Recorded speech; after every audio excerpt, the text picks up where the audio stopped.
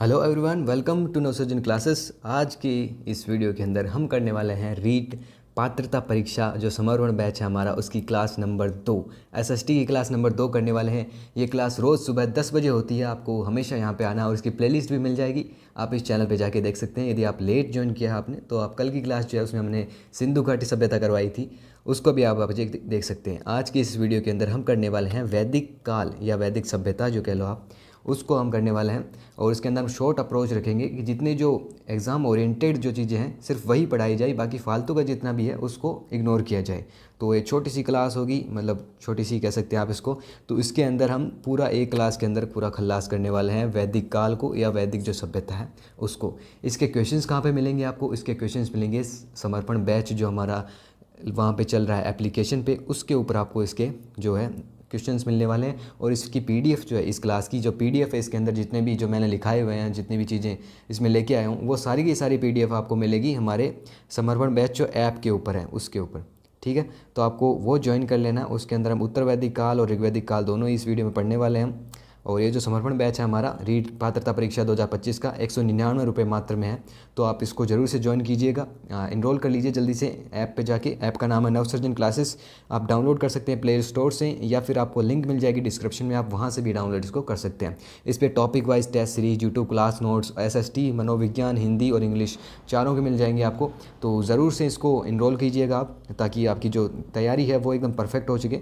जो हमारी 10 बजे एसएसटी क्लास आती है नवसर्जन क्लासेस पर, वो इस क्लास के अंदर हम करने वाले हैं। तो चलिए शुरू से शुरू किया जाए। तो आपका देखो, हम इतनी मेहनत कर रहे हैं तो आपका भी थोड़ा बहुत फ़र्ज़ बनता है कि आप हमें भी सपोर्ट करें। तो इस चैनल को ज़रूर से सब्सक्राइब कर दीजिए अगर आपने नहीं किया, लाइक कर दीजिए वीडियो को, और शेयर भी आप कर सकते हैं अपने दोस्तों के साथ। चलिए ऋग्वैदिक काल से शुरुआत करते हैं। ऋग्वैदिक काल या पूर्ण वैदिक काल, पूर्व वैदिक काल, इसकी जो अवधि थी वो कितनी थी? 1500 ईस्वी पूर्व से 1000 ईस्वी पूर्व तक इसको माना जाता है। उत्तर वैदिक काल कब था? 1000 ईस्वी पूर्व से 600 ईस्वी पूर्व तक। उत्तर वैदिक काल की बात अभी आगे करेंगे, पहले ऋग्वैदिक काल को पूरा कंप्लीट करते हैं। ऋग्वैदिक काल को ऋग्वेद का रचना काल माना जाता है। और बाकी जो जितनी भी शेष अन्य संहिताएं थी, यजुर्वेद, सामवेद, अथर्ववेद और ब्राह्मण, आरण्यक, उपनिषद, बाकी का जो रचना काल है उसको उत्तर वैदिक काल माना जाता है। यानी कि जो ऋग्वैदिक काल था उसके अंदर केवल ऋग्वेद की रचना हुई, बाकी जितने भी थे यजुर्वेद, सामवेद, अथर्ववेद और बाकी जो उपनिषद थे वो उत्तर वैदिक काल के अंदर लिखे गए। ऋग्वैदिक कालीन जो संस्कृति थी वो ग्रामीण थी, पशुपालन पर आधारित थी और राजतंत्रीय थी। ये चीज़ आपको ध्यान रखनी है। ऋग्वैदिक कालीन की जो संस्कृति जो भी थी वो ग्रामीण थी पहली बात तो, और पशुपालन जो है उस पर आधारित थी और राजतंत्रीय भी थी।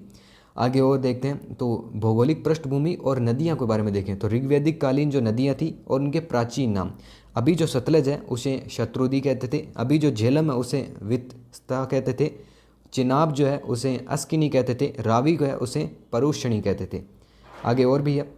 ऋग्वैदिक कालीन नदियाँ जो व्यास है उसे विपाशा नदी कहा जाता था, गोमल को गोमती कहते थे, काबुल को कुंभा कहते थे, गंडक नदी को सदा नीरा कहा जाता था। आगे और देखते हैं। सप्त सिंधु प्रदेश था वो ऋग्वैदिक आर्यों का मूल निवास स्थान था। आगे क्वेश्चन पूछा जा सकता है ऋग्वैदिक काल आर्यों का जो मूल निवास स्थान था वो कौन सा था? तो सप्त सिंधु प्रदेश जो है वो ऋग्वैदिक आर्यों का मूल निवास स्थान था। ठीक है। गंगा नदी ऋग्वेद के 10वें मंडल में नदी सूक्त में वर्णित पहली नदी है। ठीक है, जो ऋग्वेद के जो 10वें मंडल है उसके अंदर गंगा नदी का वर्णन किया गया है। पहली नदी है ये जो ऋग्वेद में वर्णित की गई है। ऋग्वेद की सर्वाधिक महत्वपूर्ण और सर्वाधिक उल्लेखित नदी जो है वो सिंधु नदी है। ऋग्वेद के अंदर जो महत्वपूर्ण नदी जिसको माना गया है वो सिंधु नदी बताई जाती है। सिंधु घाटी सभ्यता हमने कल पढ़ ली है, आप अगर नहीं देखी तो वो आप जाके ज़रूर से देखिएगा, उसमें आपको पूरी डिटेल में आपको बता दिया गया है सिंधु घाटी सभ्यता के बारे में। और ऋग्वेद की आगे बढ़ते हैं। ऋग्वेद की सबसे पवित्र नदी जिसेन दीतमा सरस्वती नदी को कहा गया है। जो सरस्वती नदी है इसे हम अभी कहते हैं, इसका नाम पहले था जिसेन दीतमा। ठीक है, सरस्वती व उसकी सहायक दृशद्वती नदी के मध्य का क्षेत्र ब्राह्मवर्त कहलाता था, ब्राह्मवत प्रदेश कहलाता था। आगे जो देखते हैं, ऋग्वैदिक काल में राजा का पद आनुवंशिक होता था, ये चीज़ आपको ध्यान रखनी है। और ऋग्वेद में जो राजा था वो कबीलाई मुखिया होता था, किसी विशेष भौगोलिक क्षेत्र का नहीं। यानी कि जो कबीले होते थे, यानी कुछ लोगों का ग्रुप, उनका ही राजा होता था, वो उनका मुखिया होता था, किसी भौगोलिक प्रदेश का नहीं होता था। जैसे कि राजस्थान अलग हो गया, वैसे वो देश में नहीं मानते थे चीज़ें, कबीले के जो मुखिया होते थे उन्हें राजा कहा जाता था। ऋग्वैदिक काल में स्वैच्छिक कर था, यानी जो कर होता है, यानी कि जिसे हम टैक्स कहते हैं, जिसे बलि कहा जाता है, उस टाइम पे उसे बलि कहते थे। और स्वैच्छिक था, मतलब जिसको देना हो दे दो, जिसको नहीं देना मत दो। ऋग्वैदिक काल में सबसे बड़ी इकाई जो थी वो जन थी, जबकि उत्तर वैदिक काल में जनपद अस्तित्व में आई। जो जन उसे कहते हैं, जो बहुत बड़ा जो कबीला है, मान लो काफ़ी जने लगते हैं तो उसको जन कहते थे। कब कहते थे? ऋग्वैदिक काल में। जैसे अभी इंडिया, मान लो इंडिया है तो इंडिया को अभी हम इंडिया कहते हैं, ये देश हो गया, उस टाइम उसे जन कहते थे। और उत्तर वैदिक काल में जनपद बन गए, वो चीज़ें जनपद बन गई, ठीक है। उत्तर वैदिक काल में जनपद बने और ऋग्वैदिक काल में उसे सिर्फ जन कहते थे। आगे पद बाद में जुड़ा, कैसे जुड़ा वो अभी हम आगे जानेंगे। विदत आर्यों की सबसे प्राचीन संस्था मानी जाती है। आर्यों की सबसे प्राचीन संस्था कौन सी है? विदत। वृद्ध व अभिजात लोगों की संस्था को सभा कहते थे। सामान्य जनता की प्रतिनिधि संस्था समिति कहलाती थी। ये तीनों ही चीज़ इंपॉर्टेंट है। सबसे प्राचीन संस्था कौन सी मानी जाती है? विदत। वृद्ध व अभिजात लोगों के लिए संस्था सभा, और सामान्य जो जनता थी उनकी प्रतिनिधि संस्था कौन थी? समिति। आगे देखते हैं दासराग्य युग या दासराग्य युग, दसराग्य भी कहते हैं या दासराग्य भी कहते हैं। पुरुषणी नदी जो वर्तमान में रावी है उसके किनारे पर दासराग्य युद्ध जो है वो लड़ा गया। दासराग्य युद्ध जो है वो भरत वंश के जो राजा है सुदास और अन्य 10 राजाओं के बीच लड़ा गया। 10 राजा थे, इसलिए उन्हें इसे दासराज्य या दसराज्य युद्ध कहा गया। कहीं पे दसराज है, कहीं पे दासराज है, तो आप इसको दासराज्य या दसराज्य जो भी है आप उसको देख सकते हैं। दोनों ही चीज़ आपको ध्यान में रखनी है। 10 अन्य राज्यों का नेतृत्व पुरुजन के राजा ने किया। ये जो 10 अन्य राजा थे, उनका जो राज्य थे उनका नेतृत्व किसने किया? पुरुजन। जन मैंने आपको बताया जनपद हुए बाद में, पहले उनको जन कहते थे। तो पुरु जो एक नाम था, पुरु जैसे अभी इंडिया है उस तरह से पुरु था, वो जन था। उस जन का जो राजा था उसने 10 अन्य राज्यों का नेतृत्व किया, यानी कि सबसे पहले वो खड़ा था सामने जिसने नेतृत्व किया। इस युद्ध में भरत राजा सुदास का पुरोहित वरिष्ठ था, वहीं 10 राजाओं के संघ का पुरोहित विश्वामित्र था, ठीक है। अब ये लड़ाई किस कारण हुई? ये इस विश्वामित्र की वजह से ही हुई। परुषणी नदी वर्तमान में रावी के किनारे पर दसराज्य युद्ध लड़ा गया, ये हमने देख लिया। 10 अन्य राज्यों का नेतृत्व इसने किया। इस युद्ध का कारण क्या था ये देखते हैं। सुदास द्वारा विश्वामित्र को पुरोहित पद से हटाकर वरिष्ठ को जो है पुरोहित बना देना। इस युद्ध का कारण क्या था कि जो विश्वामित्र थे इनको पुरोहित पद से हटा दिया था। किसने? सुदास से। जो भरत वंश के जो राजा थे उन्होंने हटा दिया था पुरोहित बनने से, तो वहाँ से पुरोहित पद से हटा दिया। तो फिर विश्वामित्र की जगह किसने ले ली? वरिष्ठ ने ले ली।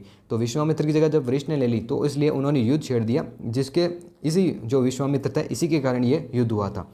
कालांतर में भरत व पुरु के मध्य मित्रता हो गई और नया जन कुरु बना, ठीक है। ये चीज़ आपको बहुत इंपॉर्टेंट है कि ध्यान रखना है कि जो भरतवंश थे वो और पुरु जो थे, पुरु जन के जो नेतृत्व किया था जिन्होंने 10 अन्य राज्यों का, उन दोनों के बीच में ही मित्रता हो गई बाद में, और उन जो नया दोनों मित्रता करके उन्होंने नया जन बनाया उसका नाम कुरु रखा गया, ठीक है। आगे देखते हैं ऋग्वैदिक कालीन सामाजिक जीवन। तो वहाँ पे ऋग्वैदिक काल में जो सामाजिक जीवन था वो कैसा था ये देखते हैं। इस काल में एक व्यक्ति को शतदाय कहा जाता था क्योंकि उसकी जान की कीमत 100 गायें थी। एक व्यक्ति को क्या कहा जाता? शतदाय कहा जाता था। शतदाय कहा जाता था क्योंकि उसकी जान की जो कीमत थी वो 100 गायें मानी जाती थी। संयुक्त परिवार की प्रथा थी, इसमें संयुक्त परिवार रहते थे। पिता अपनी संतान को बेच सकते थे। ऋग्वेद के 10वें मंडल में पुरुष सूक्त में विराट पुरुष द्वारा 4 वर्णों की उत्पत्ति का वर्णन मिला है। यानी कि अगर कुछ है कि वर्णों की उत्पत्ति कैसे हुई? एक विराट पुरुष के द्वारा वर्णों की उत्पत्ति हुई, ऋग्वेद के अनुसार ऐसा माना गया। इस काल में एक व्यक्ति को शतादे कहा जाता था कि उसकी जान की कीमत जो 100 गायें थी, ये हमने देख लिया। विराट पुरुष के मुख से निकले ब्राह्मण, भुजाओं से निकले क्षत्रिय और जांघों से वैश्य और पैरों से शूद्र वर्णों की उत्पत्ति हुई, ठीक है। 4 वर्णों और उनके कार्य। अब जो 4 वर्ण थे उनके कार्य क्या कहते ये देखते हैं। ब्राह्मण जो वर्ण था वो वेदों का अध्ययन करता था और यज्ञ करता था। क्षत्रिय जो थे वो युद्ध करते थे और लोगों की रक्षा करते थे। वैश्य जो थे ये कृषक थे, पशुपालक थे और व्यापारी भी थे। और शूद्र जो थे वो इन तीनों की जो अन्य कार्य है उनकी सेवा करना था। जो इनके जो अन्य 3 वर्ण हैं उनकी सेवा करता था। कौन? शूद्र। जो शूद्र थे वो इनकी सेवा करते थे। वैश्य है वो पशुपालक, व्यापारी, कृषक वगैरह करते थे। और जो क्षत्रिय है वो युद्ध करते थे, लोगों की रक्षा करते थे। और ब्राह्मण जो है वो अध्ययन करते थे वेदों का और यज्ञ करवाते थे।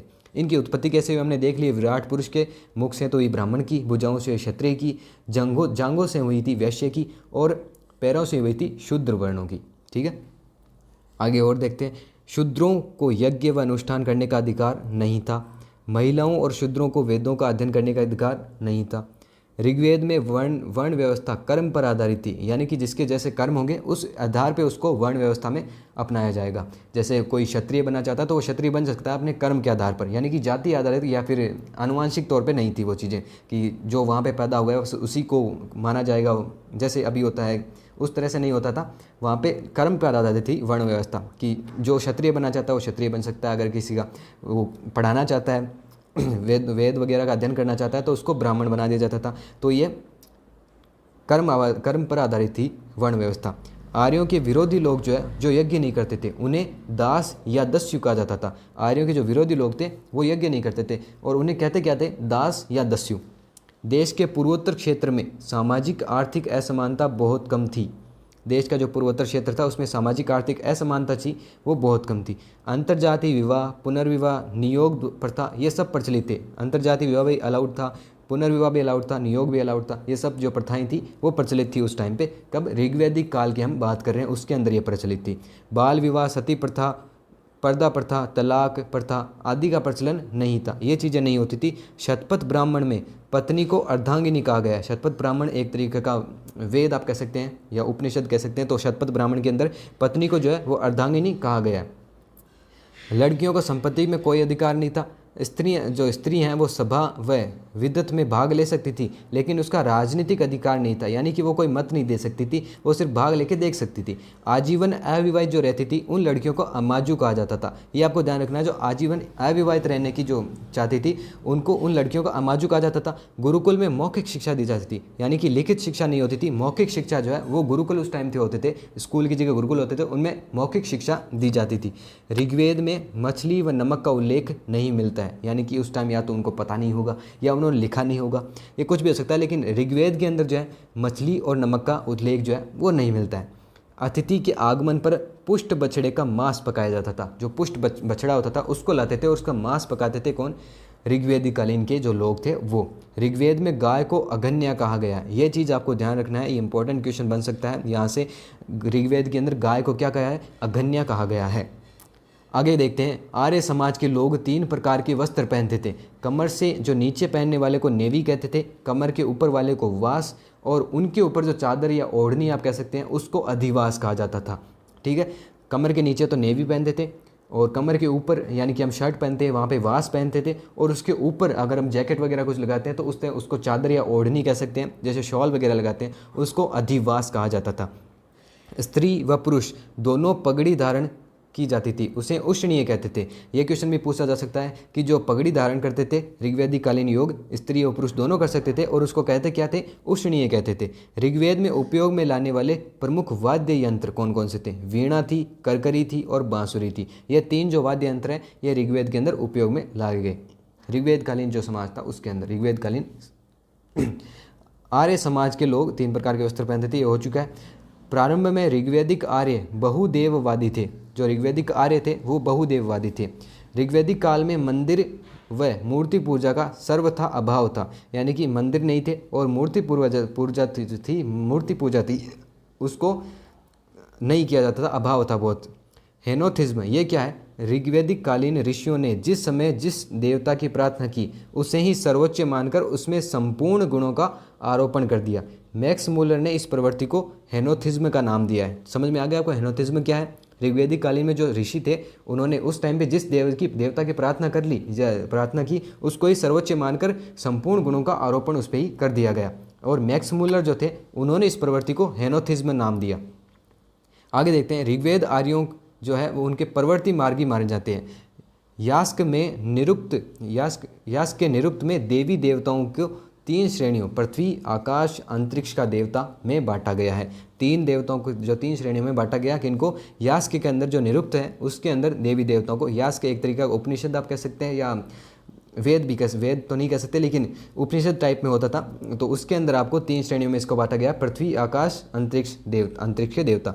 ऋग्वेद में कुल 33 देवताओं का उल्लेख किया गया है। 33 देवता, 33 करोड़ नहीं, 33 कोटि जिसे कहते हैं वो 33 देवता है ऋग्वेद के अंदर, उनको लिखा गया है। ऋग्वेद में सर्वाधिक महत्वपूर्ण देवता इंद्र, जिसे युद्ध का देवता भी कहा जाता था, उसको माना गया। ये क्वेश्चन पूछ सकता है कि ऋग्वेदिक कालीन जो समाज था उसके अंदर सर्वाधिक महत्वपूर्ण देवता किसे माना जाता था? इंद्र को माना जाता था। उसे क्या कहा जाता था? युद्ध का जो देवता है उसे माना जाता था इंद्र को। इंद्र के बाद सर्वाधिक महत्वपूर्ण देवता अग्नि थे, क्योंकि यहाँ पे यज्ञ बहुत ज़्यादा होते, इसलिए अग्नि को जो है सर्वाधिक महत्वपूर्ण, दूसरा सर्वाधिक महत्वपूर्ण देवता माना जाता था। अग्नि का मुख्य कार्य आहुतियाँ को देवताओं तक पहुँचाना था, इसी कारण इसे देवताओं का मुख भी कहा जाता था। ये क्वेश्चन भी पूछा जा सकता है, बहुत इंपॉर्टेंट। मुख, देवताओं का मुख किसे कहा जाता था? अग्नि देवता को, क्योंकि ये कार्य क्या करता था? ये आहुतियों को देवताओं तक पहुँचाता था। यानी कि नीचे जो यज्ञ किए जाते थे उसमें आहुति दी जाती थी, उस आहुति को देवताओं तक पहुँचाने का कार्य किसका था? अग्नि का। तो इसलिए उसे देवताओं का मुख भी कहा जाता था। ऋग्वेद का 9वां मंडल सोम को समर्पित है। सोम जो है उसको समर्पित है 9वां मंडल ऋग्वेद का। पशुओं के देवताओं को पूषण कहा जाता था। यह भटके हुए पशुओं को मार्ग दिखाते थे। ये क्वेश्चन भी इंपॉर्टेंट है कि भटके हुए पशुओं को भी मार्ग कौन दिखाता था? पशुओं का देवता पूषण दिखाता था। उत्तर वैदिक काल में पूषण शूद्रों का देवता बन गया। अभी आगे पढ़ेंगे उत्तर वैदिक काल, उसके अंदर पहले तो पूषण जो है वो पशुओं का देवता था। उसके बाद उसे उत्तर वैदिक काल में जो पूषण है वो शूद्रों का देवता बन गया। ऋग्वैदिक काल में जंगल की देवी आरण्यानी को कहा गया। ये क्वेश्चन भी पूछा जा सकता है कि जंगल की देवी किसे कहते हैं? आरण्यानी को कहा जाता है। इसमें हम केवल इंपॉर्टेंट चीज़ों की बात कर रहे हैं, इसीलिए आपको जो हर दूसरी लाइन में क्वेश्चंस दिख रहे हैं, तो आप इन सबको नोट करते हुए चल सकते हैं। या फिर इनकी अगर आपको PDF चाहिए, जैसे कि आपको नोट्स नहीं बनाने हैं, तो आप सीधे ही यहाँ पे देख सकते हैं हमारे ऐप के ऊपर। हमारे ऐप जो नवसृजन क्लासेस है, इसको डाउनलोड करके 199 में एक बैच इनरोल कर सकते हैं, हमारा समर्पण बैच। इसके ऊपर आपको जो सारी PDFs है वो टॉपिक वाइज मिल जाएगी, एकदम सिस्टमेटिक तरीके के अंदर। आगे बढ़ते हैं। सूर्योदय से पूर्व की उत्साहवर्धक बेला उषा कहलाती थी, और सूर्य पूर्ण उदित हो जाता था तो उसे सविता कहते थे। ऋग्वेद के 3रे मंडल में विश्वामित्र द्वारा रचित गायत्री मंत्र सविता को ही समर्पित किया गया है। सविता क्या थी? जब सूर्य पूर्ण उदित हो जाता था उस चीज़ को सविता कहते थे। और गायत्री मंत्र किसे समर्पित है? सविता को। समझ गए आप इन दोनों को? विष्णु को संसार का संरक्षक देवता माना गया है, जिन्होंने पृथ्वी को 3 पगों में नाप लिया। यानी कि पूरी पृथ्वी को 3 पगों में किसने नाप लिया? विष्णु को। तो विष्णु को जो संसार का संरक्षक देवता जो माना गया है। अश्विन को देवताओं का वैद्य कहा गया है। अश्विन जो है उनको बताएंगे अभी अश्विन क्या है। अश्विन 2 जो जुड़वा देवता हैं उनको कहते हैं, 2 जो देवता उनको अश्विनी या अश्विन कहा जाता है। अब देखते हैं जो ऋग्वेद में अश्विनी कुमारों का रूप देवता, यानी कि इसे अश्विन भी कहते हैं कहीं पे, कहीं अश्विनी कुमारों कहते हैं। तो ये रूप देवता देवताओं के साथ सफल चिकित्सक के रूप में मिलता है। यह 2 युग्म देवता है, ये 2 युग्म देवता है, जुड़वा है, जिन्हें नाथ से या दस कहा गया है। आप समझ गए, ये इन्हें नाथ से या दस कहा गया है। दास नथ से ही है, नाथ से ही कहा गया, जिन्हें नाथ से कहा गया है। ये 2 युग्म देवता होते हैं। तो ऋग्वेद में जो अश्विनी कुमार है उन्हें सफल चिकित्सक, ये चिकित्सा का काम करते थे, या वैद्य आप उनको कह सकते हैं। ये वैद्य थे, जो जिन देवताओं के जो वैद्य थे, ये वैद्य थे। और इनको 2 युग्म देवता हैं, ये दोनों आप ध्यान रखिएगा। अकेला नहीं है ये इंसान, जो अश्विनी कुमार है वो अकेले नहीं है, ये 2 युग्म देवता हैं, और इन्हें नाथ से भी कहा जाता है। अब आगे देखते हैं। पशुओं के देवताओं को पूषण कहा जाता था, ये आपने देख ही लिया, और ये पूरा हो चुका है हमारा।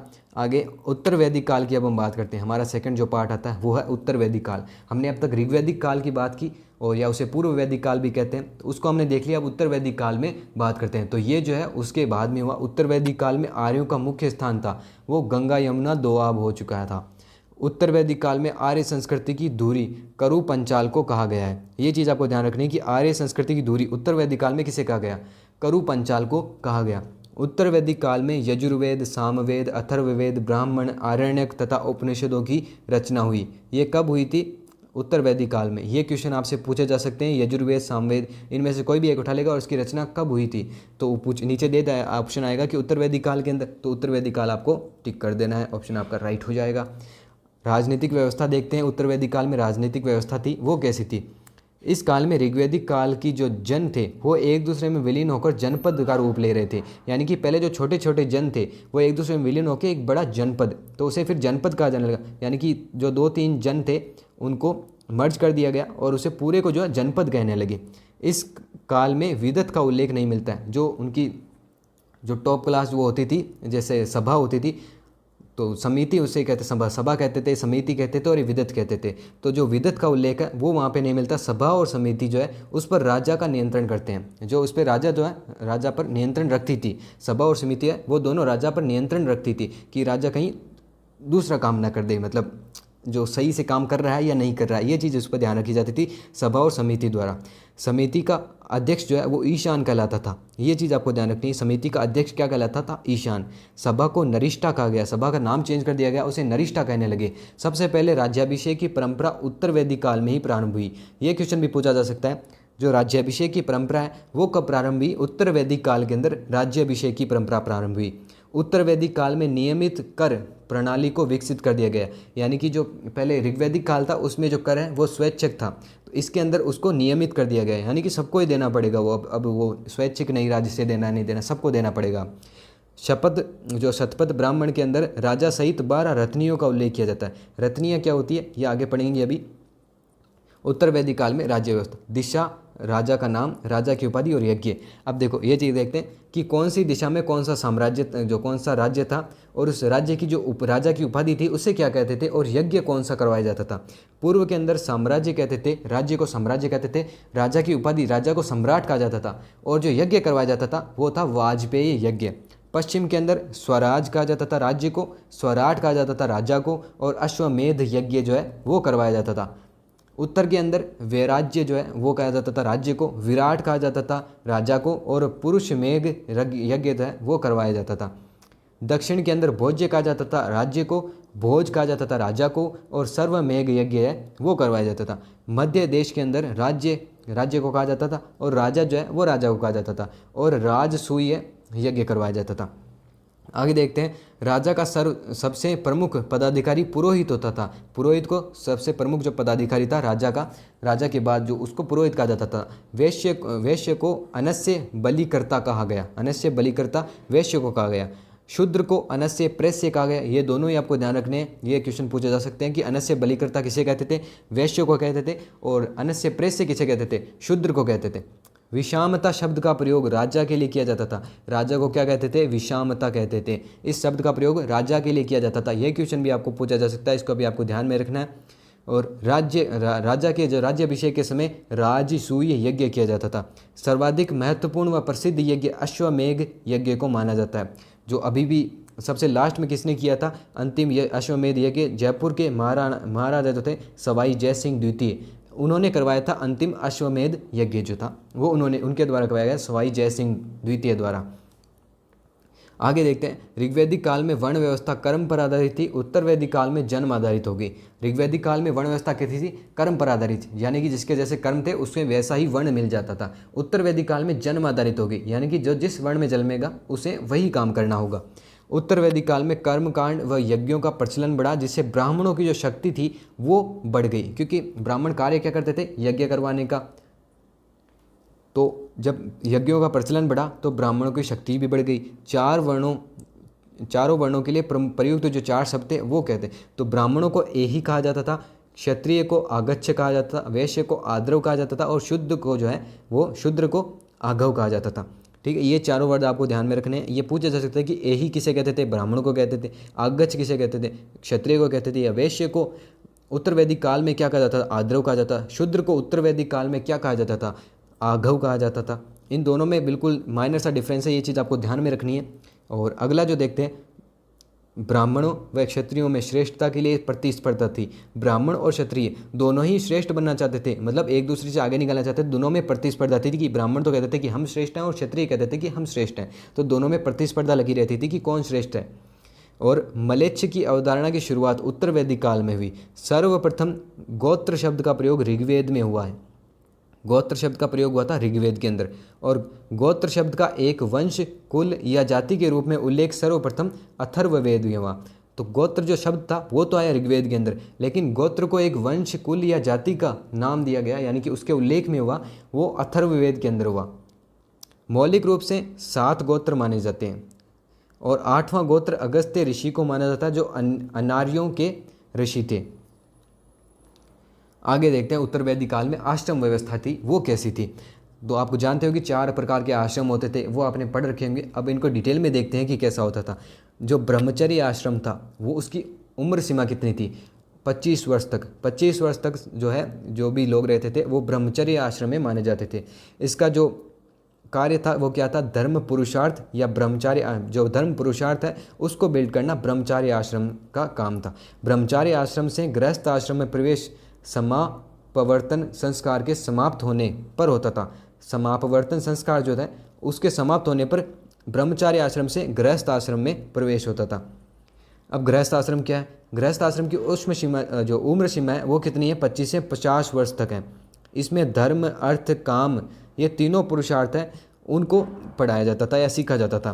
पहले में सिर्फ धर्म को बताया जाता था और गृहस्थ आश्रम में धर्म अर्थ और काम तीनों ही पुरुषार्थों को समझाया जाता था। सभी आश्रमों का स्रोत गृहस्थ आश्रम को बताया गया है। जो स्रोत था वो गृहस्थ आश्रम, यानी कि सबसे इम्पोर्टेंट जो था वो गृहस्थ आश्रम ही माना गया है। आगे देखते हैं वो है वानप्रस्थ आश्रम। इसकी उम्र सीमा 50 से 75 वर्ष थी। इस आश्रम में व्यक्ति कुल गृह ग्राम को छोड़कर वन में गमन करता है, यानी कि अपने कुल को, अपने गांव को, उन सबको छोड़ देता है और वन के अंदर गमन करने लग जाता है। वानप्रस्थ आश्रम का मुख्य उद्देश्य विद्या, तपस्या की वृद्धि और शरीर की शुद्धि होता है। शरीर की शुद्धि करनी है, तपस्या में वृद्धि करनी है और विद्या प्राप्त करनी है। वानप्रस्थ आश्रम का यही एक उद्देश्य था, यही तीनों उद्देश्य थे जो मेन थे। और इनकी उम्र सीमा कितनी थी, 50 से 75 वर्ष तक। संन्यास आश्रम ये क्या था भैया, उम्र सीमा इसकी थी 75 से 100 वर्ष तक। संन्यास आश्रम का मुख्य उद्देश्य था मोक्ष को प्राप्त करना। मोक्ष को प्राप्त करना संन्यास आश्रम का मुख्य उद्देश्य था। इसका एक ही मुख्य उद्देश्य था कि मोक्ष की प्राप्ति होनी चाहिए भैया। संन्यास आश्रम का यही मुख्य उद्देश्य था और इसकी उम्र सीमा थी 75 से 100 वर्ष तक। आगे देखते हैं, गृहस्थ आश्रम में मनुष्य 3 ऋणों से मुक्ति प्राप्त करता था। देव ऋण, ऋषि ऋण और पितृ ऋण। मनुष्य 3 प्रकार के ऋण होते थे मुक्ति पाने के लिए किए गए कार्य। देव ऋण से मुक्ति पाने के लिए क्या कार्य किए जाते थे, यथाशक्ति यज्ञों के अनुष्ठान द्वारा देवताओं के प्रति कृतज्ञता ज्ञापित करना, यानी कि जो देव ऋण था उसको कैसे चुकाते थे, ये यथाशक्ति जितनी भी इनकी शक्ति होती थी उसके अनुसार जो यज्ञ जो है उनका अनुष्ठान करवाते थे और देवताओं के प्रति कृतज्ञता है वो व्यक्त करते थे। और ऋषि ऋण वो कैसे चुकाते थे, अपने पुत्र को शिक्षित करके व्यक्ति इस ऋण से मुक्त हो सकता है, यानी कि जो एक व्यक्ति है उसका जो पुत्र होगा उसको शिक्षित किया जाना चाहिए और उस ऋण से जो है ऋषि ऋण जो है वो उतर जाता था उस कार्य से। फिर पितृ ऋण कैसे चुकाते थे, पितृ ऋण के लिए धर्मानुसार संतानोपति करके व्यक्ति पितृ ऋण से जो मुक्ति पा सकता था। धर्मानुसार संतान की जो है उत्पत्ति करके व्यक्ति जो है अपने पितृ ऋण से मुक्ति पा सकता था। ये 3 ही प्रकार के ऋण जो है वो गृहस्थ आश्रम के अंदर माने जाते हैं। इन तीनों से मुक्ति कब मिलती थी, गृहस्थ आश्रम के अंदर ही इनको मुक्ति पानी होती थी। आगे देखते हैं, लौकिक व परालौकिक जो परलौकिक सुख शांति के लिए मनुष्य को 5 महायज्ञों का अनुष्ठान गृहस्थ आश्रम में करना पड़ता था। लौकिक और पारलौकिक जो सुख शांति है उसके लिए मनुष्य को 5 महायज्ञों का अनुष्ठान करना होता था। 5 महायज्ञ उनका अनुष्ठान करना था गृहस्थ आश्रम में ही करना होता था। ये 5 महायज्ञ में ब्रह्मा यज्ञ, देव यज्ञ, पितु यज्ञ, भूत यज्ञ, अतिथि यज्ञ ये सब शामिल है। उत्तर वैदिक काल के अंदर 4 पुरुषार्थ होते थे, धर्म अर्थ काम और मोक्ष। ये 4 प्रकार के पुरुषार्थ होते थे। भौतिक सुख के प्रतिनिधि अर्थ व काम पुरुषार्थ है। आध्यात्मिक सुख के प्रतिनिधि कौन है, धर्म व मोक्ष पुरुषार्थ है। त्रिवर्ग में 3 पुरुषार्थ धर्म अर्थ काम ये तीनों शामिल है भैया। काम का शाब्दिक अर्थ क्या है, इंद्रिय सुख तथा अथवा वासना से, इंद्रिय जो सुख था या अथवा वासना से जो है काम का शाब्दिक अर्थ बताया जाता है। धर्मशास्त्रकारों के अनुसार 16 संस्कार होते हैं। संस्कार कितने होते हैं, 16। पुरुषार्थ कितने होते हैं, 4 कौन कौन से, धर्म अर्थ काम और मोक्ष। भौतिक सुखों के प्रतिनिधि अर्थ व काम पुरुषार्थ, ये आपको मैंने बता दिया, ये आपको ध्यान में रखना है। बस इतनी ही हो गई भैया, आज की जो क्लास है वो पूरी हो चुकी है। इसमें सिर्फ इतना ही ध्यान रखना है, धर्मशास्त्रकारों के अनुसार जो संस्कार है वो 16 प्रकार के होते हैं। उनके डिटेल में जाने की आपको इतनी आवश्यकता है नहीं, क्योंकि इतना डिटेल में जो क्वेश्चंस नहीं पूछा जा सकता है और उसके जो क्वेश्चंस आपको लगाने भी हैं तो वो हम लगा सकते हैं कहाँ पे, समर्पण बैच के अंदर। रीट पात्रता परीक्षा के लिए जो मोस्ट इंपॉर्टेंट बैच है, आपको अफोर्डेबल प्राइस में अंदर 199 के अंदर आपको मिल रहा है नवसृजन क्लासेस के ऊपर। नवसृजन क्लासेस को अभी डाउनलोड कीजिए, एप्लीकेशन कीजिए प्ले स्टोर के ऊपर से, और उसके अंदर आप टॉपिक वाइज टेस्ट सीरीज़ पा सकते हैं। यूट्यूब की जो क्लास है, ये जो अभी क्लास चल रही है आपके सामने, इसके जो नोट्स हैं अगर आप नहीं बनाते हैं तो आप सीधे वहाँ से रिवाइज कर सकते हैं मेरे भाई। वहाँ पे करना क्या है, आपको सिर्फ मात्र 199 के अंदर आपको कोर्स इनरोल करना है। समर्पण बैच जो है वो नाम आएगा, उसको आपको इनरोल कर लेना है। और वहाँ से आपको मिल जाएगा इस कोर्स का जो बेनिफिट, सारे के सारे benefit, topic wise test series मिल जाएगी, यूट्यूब क्लास नोट्स की जो पीडीएफ मिल जाएगी, एसएसटी, मनोविज्ञान, हिंदी और इंग्लिश, इन सब की टॉपिक वाइज टेस्ट सीरीज जो है वो आपको इस बैच के अंदर सिर्फ 199 रुपीज़ में मिल जाएगी भैया। 1 महीने के रिचार्ज से भी कम प्राइस है। आप इसको जरूर से इनरोल कीजिएगा, क्योंकि ये जो आगने वाले जो 3 महीने हैं इनमें हम दमदार प्रैक्टिस भी करने वाले हैं वहाँ पर, और जो थ्योरी की क्लासेस है वो हमारे यूट्यूब पर हो ही रही है। इसके अलावा द्वितीय प्रश्न पत्र जो वरिष्ठ अध्यापक 2nd ग्रेड का होता है उसके लिए हिंदी की 1 लाइनर बुक है भैया। ये बहुत ही शानदार बुक है जिसके अंदर आप फाइनल रिवीजन के लिए इसको यूज़ कर सकते हैं। बहुत सारे स्टूडेंट का भरोसा है ये, और इसके बहुत सारे आपको रिव्यूज़ भी देखने को मिल जाएंगे। बहुत अच्छी बुक बताई जा रही है। तो इसको सभी बुक स्टोर पर उपलब्ध है, आसानी से उपलब्ध है, और इसको ऑर्डर करने के लिए आप इस नंबर पर व्हाट्सअप कर सकते हैं 86197387 या 34, या तो आप बुक स्टोर से परचेज कर लीजिए, या अगर वहाँ पे नहीं मिलती है तो आप व्हाट्सअप कर सकते हैं इन नंबरों के ऊपर। इन नंबरों पे जब आप व्हाट्सअप करेंगे तो आपको सारी डिटेल्स दे दी जाएगी कि आपके घर तक ये बुक कैसे पहुँचेगी।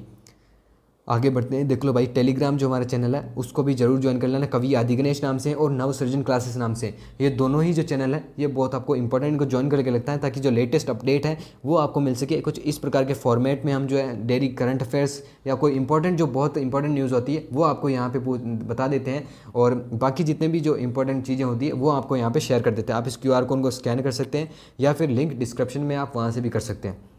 आज की इस वीडियो के अंदर हम इतना ही रखेंगे। कल फिर से मिलेंगे आपको जैन और बौद्ध धर्म के साथ, उसको हम कंप्लीट करेंगे कल की एक ही क्लास के अंदर। और इस वीडियो को लाइक शेयर सब्सक्राइब भैया जरूर कर देना, बहुत मेहनत लगती है वीडियो बनाने में, और शेयर ज़रूर कर लेना ताकि आपके जो दोस्त हैं या आपके जितने भी परिचित हैं उनको भी पता लगे कि भैया फ्री में प्रैक्टिस जो है फ्री में करवाया जा रहा है कोर्स पूरा का पूरा, और वो भी 2.5 से 3 महीने के अंदर पूरा हमारा कोर्स जो है डिटेल में करवा देंगे। यानी कि एक क्लास के अंदर जितना भी हमारा जो कंटेंट होता है, जो कंजर्व कंटेंट रखते हैं, जिसके कारण जो एग्ज़ाम ओरिएंटेड जितनी भी चीज़ें हैं वो हम कवर यहाँ पे करवा देते हैं, बाकी का जितना भी है वो नहीं करवाते हैं। जितना भी जो कंजर्व जितना हो सके हम कम से कम कंटेंट रखने की कोशिश करते हैं। तो इसलिए हमारी जो क्लास है वो इतनी छोटी होती है, और छोटी मतलब छोटी होने के साथ साथ जो इफ़ेक्टिव भी जो है वो क्लास होती है। तो आपको इस चीज़ों को ध्यान रखना है। और आज की इस वीडियो में हम इतना ही बात करेंगे, मिलते हैं अगले वीडियो में, तब तक के लिए जय हिंद, बाय बाय।